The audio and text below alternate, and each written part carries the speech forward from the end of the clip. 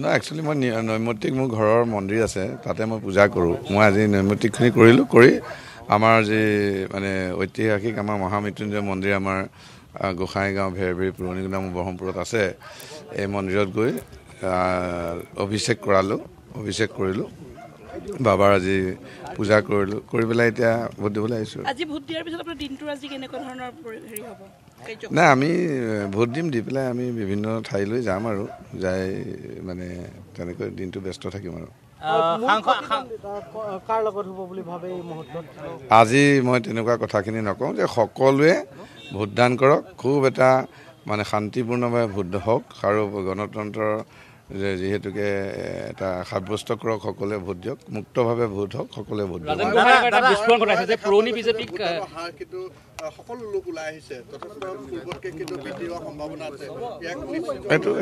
এইটো গণতন্ত্ৰৰ কাৰণে শুভ লক্ষণ আৰু এইটোৱেটো মানে আমাৰ ডেমক্ৰেচি এইটোৱে বিচাৰিছে প্ৰথম পৰ্যায়তো প্ৰায় ৭৯% ভোটদান হৈছিল এইবাৰ কিমান আশা কৰিছে এই দ্বিতীয় পৰ্যায়ৰ নিৰ্বাচনত কিমান শতাংশ আমিতো 100% ভোটদান হোৱাটো বিচাৰোঁ কাৰণ 100% ভোটদান হ'ব লাগে গণতন্ত্ৰটো এইটো তাকেই বিচাৰোঁ 100%। দাদা প্ৰদ্যুৎ বৰদলৈ কৈছে বিজেপিয়ে খুব অত্যাচাৰ কৰিছে প্ৰশাসনক ব্যৱহাৰ কৰিছে আৰক্ষী ব্যৱহাৰ কৰিছে নিৰ্বাচনত জয়ী হোৱাৰ বাবে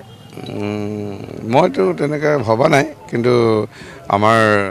মানে ইলেকশ্যন কমিশ্যনাৰ ইণ্ডিয়াৰ ওপৰত বিশ্বাস আছে প্ৰশাসনৰ ওপৰত বিশ্বাস আছে গতিকে প্ৰশাসনে ভাল কামেই কৰিব আৰু আইনে ভাল কামেই কৰিব